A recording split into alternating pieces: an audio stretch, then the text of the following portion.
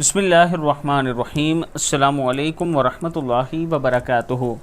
ایسا وظیفہ کہ پھر زندگی بھر درد نہ ہو۔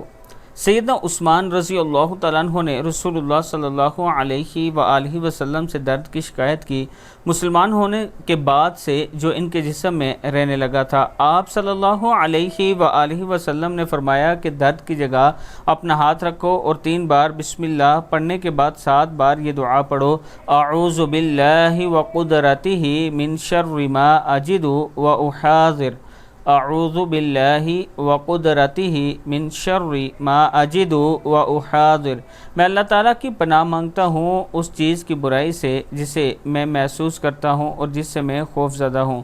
اس دعا کے بعد پھر کبھی مجھے یہ درد نہیں ہوا اور میں نے ہمیشہ گھر والوں اور دوستوں کو درد کے لیے یہی دعا بتائی ہے۔